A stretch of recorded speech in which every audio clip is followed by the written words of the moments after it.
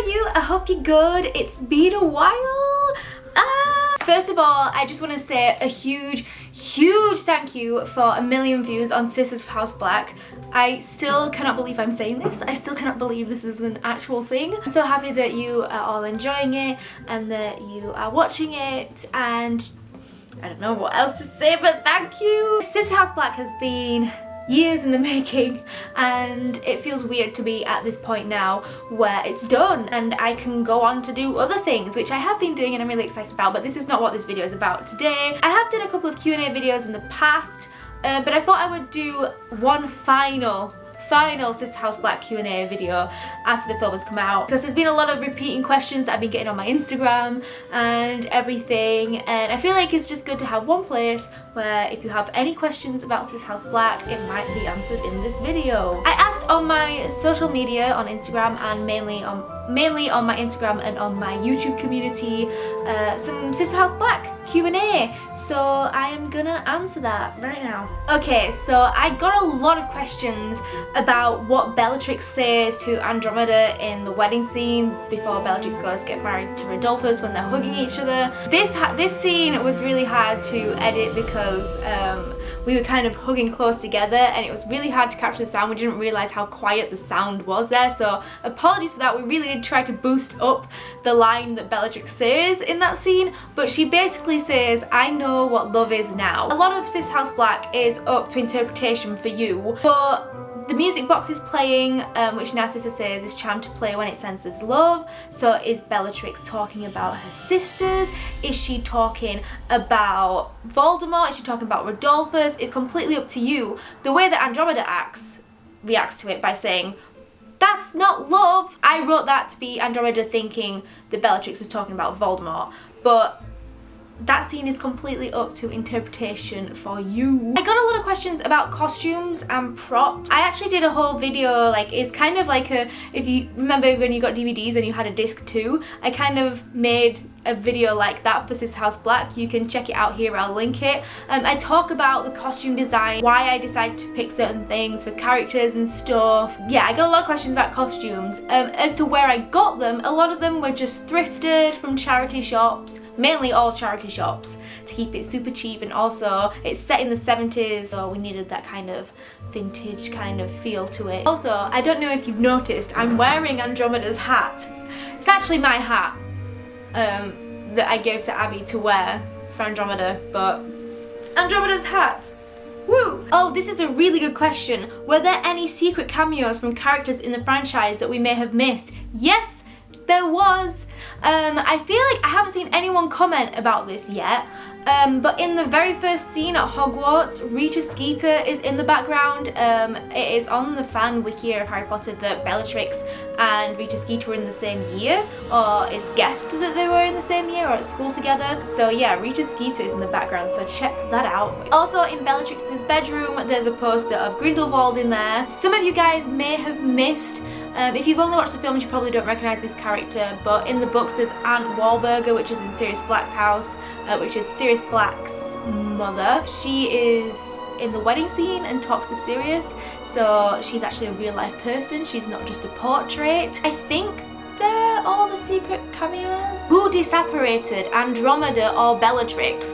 Okay, this is also a commonly asked question. If you want to be really pedantic, if you watch that scene where Bellatrix and Andromeda disapparate back to their parents, you can watch frame by frame and see who disapparates first, but if you cannot be bothered to do that, in the scene later when Narcissa and Bellatrix come out of the pensive, and Narcissa asks who disapparated, you or Andromeda, which is really important to Narcissa because she wants to know who made the choice to go back to their parents and tell them about Andromeda or tell them about Ted, which means that Andromeda would be banished. Who made that decision? So it's really important to Narcissa because she never knew, and it was probably in her mind for a long time. Bellatrix replies back that Andromeda, she made her choice. That is Bellatrix saying that Andromeda disapparated first. Andromeda wanted out, she wanted to leave the family, she wanted to be with Ted, she made her choice. I can see how that's interpreted into maybe Bellatrix disapparating Andromeda because she made her choice with Ted. But yeah, it was Andromeda that disapparated first, and again, if you watch frame by frame, you can see that Andromeda disapparates first. Go Andromeda, woo! She wanted out. I wrote it like that because I feel like Bellatrix wouldn't straight out say it. I feel like she's embarrassed that Andromeda would do that. She's embarrassed that she didn't have control over Andromeda. That's why I wrote it like that. But I can see why that was confusing, so there is your answer. Okay, I have a lot more questions, but I feel like a lot of you guys are here for this question, so I won't let you wait any longer. Is there going to be another Sister House Black? Is there going to be another film with the sisters? Prequel, sequel, whatever? Straight answer, no. Sister House Black is not allowed to be a series. I have been told by the people who own Harry Potter. It can't be a series, so that means a prequel or sequel would make Sister House Black a series, so no, there isn't going to be a Sister House Black 2 or a prequel. I also feel like Sister House Black ended where the Harry Potter timeline starts, so Bellatrix is going off to torture Neville Longbottom's parents, and it just kind of leads on into the Harry Potter story. So Harry Potter is basically Sister House Black 2. You know what happens to the characters. I guess there's like after Harry Potter where a lot of people want to know if Narcissa and Andromeda met up and stuff like that, but yeah, because that would class as a series, no, there isn't. It doesn't mean that I'm not going to create anything Harry Potter in the future, maybe, but I would like to try out other things too. I'd like to try out original stuff. I'd like to try out, I have another kind of fan thing that I'm working on too, which isn't Harry Potter, but it involves magic, so yeah, that's all I'm giving to you right now. Yes, so unfortunately, no. If I was to do something that wasn't technically a sequel or a series of Sister House Black, but I could include the characters a little bit, I would love to do like a mini series about the trials in the Ministry of Magic after the First Wizarding World War. So you have the courtroom and you basically see all the trials there, so I could include the sisters in that somehow. But yeah, again, films take a lot of time and a lot of funding, so that is probably going to be on the back burner right now, but I have lots of ideas and who knows what is going to happen. I also got a lot of questions about Cygnus using memory charms on Bellatrix. A lot of people were asking why does he use memory charms on Bellatrix. This was just a non-canon thing that we added in because there's nothing really much about how the Black sisters were raised, how the Black family are raised, how pureblood families are raised, and I imagined that they would go to extreme lengths and kind of use, I feel like memory charms are a little bit of dark magic, would use dark magic to discipline their children, and I imagined if Bellatrix was being unruly, if a child was being unruly and they just couldn't be bothered to discipline them properly, that they would just use memory charms to make them forget about what they were doing and just make them behave. But obviously Cygnus took it way too far with Bellatrix. It was just something that I added in that I imagined, and also kind of explains Bellatrix's path to madness a little bit. Is one element of it. What was the hardest scene to write? The hardest scene to write for me was the wedding scene, because it's the first time there's a lot of characters in that scene. I did so many drafts of this scene. I didn't know which characters to feature, but also keeping in line with the storyline, keeping the story going. There were so many different ways I could have done it. Another scene that I rewrote a lot of times was the argument scene that Bellatrix and Andromeda have in Andromeda's room when Bellatrix finds out that they gave information to the Order of the Phoenix. I'm not very good. I find confrontation really hard in real life, so it was really hard for me to actually write an argument. So I had to think about like when I've been arguing with my sisters and stuff, but yeah, it's been a long time since I've really had a big argument, so that was a hard scene to write for me. How long did it take to film and edit? How long did it take to film? It took around 7 months, I believe, to film. 6 or 7 months, give or take, and then a year to edit, really, because we were editing on the go. Actually, just over a year to edit and get out. So yeah, it takes a while to make a short film. The script was really well written. What was the biggest challenge writing it? Thank you so much. The biggest challenge with this script was we got some feedback from the magical overlords that this film could not be any longer than 40 minutes. I originally wrote this as a feature film, as like an hour long, so cutting away 20 minutes from a script was tough. It was hard because I wanted to still have all those elements and all those character developments in Sister House Black. There was so much I had to cut from it, and it was really, really tough trying to figure out what to take out and what to leave in. That took me probably the longest, and then actually it took me a lot of rewriting to get it down to 40 minutes. It just took me a long time to figure it out, and also that's how I got the idea of memories jumping around so that I could try and fit in as much as the original script as possible, which I actually thought ended up being a really cool style to a film. It was hard to try and make it all compact into one thing though. It was so hard. Who was the funniest during set? I'm gonna have to say Jamie, the AD, always making us laugh, always doing Vine references and memes. Thank you, Jamie. Oh, this is also a good question relating to the script. If you could have made it longer, what is one scene you would have loved to put in? So there was a whole scene that I had an idea of about, which we just didn't have the budget for, and it could have been a whole short film in itself. So when Andromeda gets arrested for being mistaken for Bellatrix and goes to the Ministry, I wanted to do this whole scene where Bellatrix goes on a mission to the Ministry and has to talk to the Auras and convince the Auras that it wasn't Andromeda, and uses memory charms on the Auras and basically helps Andromeda escape. But that would have been a whole short film in itself, I think, and also the Ministry of Magic, the set for that would have cost so much money. How did I assemble a team to work with for the film? And how was the casting process? Okay, so actually getting a team for the film, pretty easy because a lot of people were really excited because it was a Harry Potter project, I think. I just kept talking about it everywhere, on social media, on Facebook, just everywhere. Even in real life, I was like, I'm making this film, if you know anyone who'd be interested. Also, it had to be by volunteer services because of the magical overlords. We can't make money on this film, so it had to be all volunteers. And thankfully, I had a lot of amazing people that were really into doing this, so I'm so thankful to all of the cast and the crew, and casting was so much fun too. I basically just put out call outs on actors' Facebooks, casting websites, got them to sending some self-tapes, and some of them had to do a couple of live auditions too. Yeah, it was a really fun process. I do miss that process. It was a really exciting time. Somebody asked, how did they turn out to be Narcissa's memories in the end, and why did Narcissa store her memories? I thought Bellatrix was the one who stored her memories. Okay, so this is a very Narcissa thing that you might not notice on first watch. Narcissa is the one that advises Bellatrix to keep storing her memories. And I think it's like the second or third scene in Bellatrix's bedroom. She's like, keep storing those memories, because obviously Bellatrix is getting very upset that her dad is threatening to take away her memories. And Narcissa, being very quiet in the background, realizes that this could also happen to her. So she starts storing her memories too. Narcissa starts keeping her own memories, and then goes and uses the pensieve in Bellatrix's room to go watch them.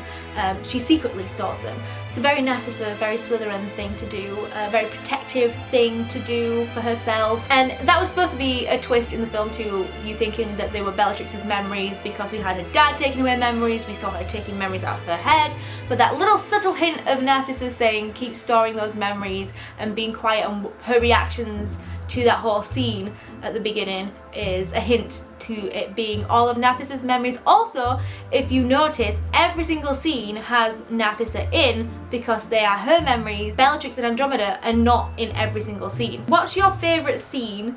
And how was it to act the part when Bella licked her wound and said pure? That was iconic.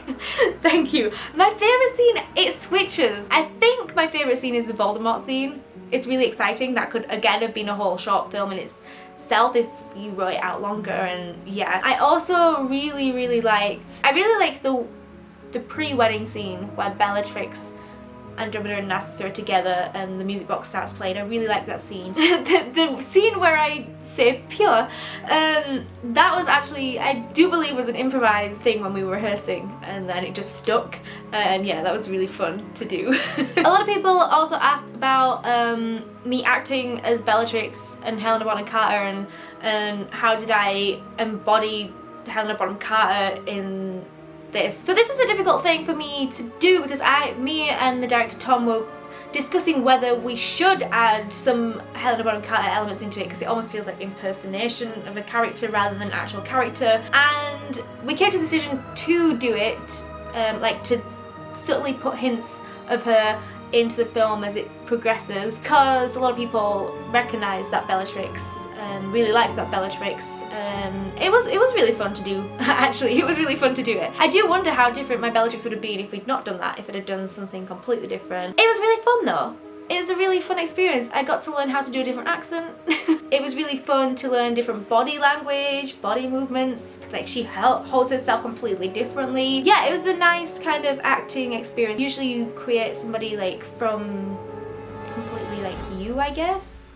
So yeah, it was really fun. What was the most challenging scene to film was definitely the fight scene between Narcissa, Andromeda and Bellatrix. We had to fit so much in on that day. For me personally, I don't know if Petros had a different opinion on this. Petros was the director of photography and the editor on this and many other things. Everyone had different hands in doing things in this film. But yeah, for me personally, it was the fight scene because we had to remember the choreography, we had to remember lines, we had to fit so much in on that day. I was also producing everybody on that day. It was just a very, very full-on day, and it was the second day of filming too, and it was so hot in that forest. We were filming in the summer.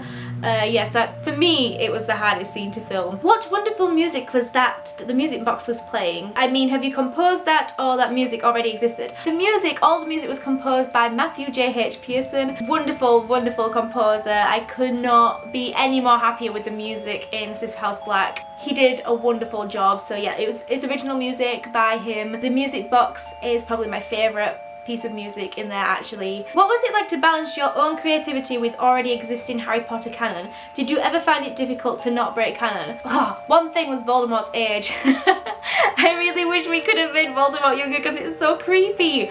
But no, we stuck to canon as much as we could, as much as we knew, because there actually isn't that much canon on the Black Sisters. So in one sense, I could actually be really creative because we don't know anything about how they grew up or how they got there in the Harry Potter series. But on the other hand, there were a lot of canon elements that we had to keep in, like the sisters' ages, Voldemort's age, the events that happens. What was the hardest thing about doing this long term of a project? The hardest thing has been after. I'm just like, what do I do now? It's done. I actually loved doing a long-term project. I loved it. I loved being able to focus on one thing. Seeing the process of it was really, really cool for me. I loved it. I didn't think there was anything hard about it. I guess like not seeing the end goal is probably the hardest thing, because with YouTube videos you film it, you edit it, it's out maximum in a week. And the last question is, whose wand did Andromeda use? Let me try and find Andromeda's wand actually. Where are you? Where are you? Oh, she is here. Also, all of the actresses, I do believe Hannah got their Narcissa wand. If you didn't, Hannah, and you're watching this, I will send you your Narcissa wand. I think I gave you one. Abby also got a version of her Andromeda wand as well, but I have a version here. We always had spares because in case they broke. It is a remote control wand that you use to control TVs and radios or any electronic devices. It's run out of battery though, so I can't actually do that right now, but yeah, I really liked the design of it, and my friend actually gave me this, and I actually already had one too already, so I ended up with two of them. Yeah, I don't actually know exactly where it's from. I've had these for years. Yeah, here it is. I don't know if you can see. It's a really, really cool design, and I actually really like that there's a green gem on the end. I think it's for the infrared, but it's for Slytherin. So yeah, there we go. Okay, so that is all of the questions. I hope your questions were answered. If you have any more burning questions, feel free to ask them down below. And thank you so much for asking these questions. Thank you so much for enjoying Sister House Black. Thank you so, so much. Also, if you haven't watched already, we do have extra content on Sister House Black. We have interviews with all of the characters, the actors. We have some behind the scenes videos, bloopers, and everything. But yeah, thank you very much for watching, and I will see you in the next video. Bye!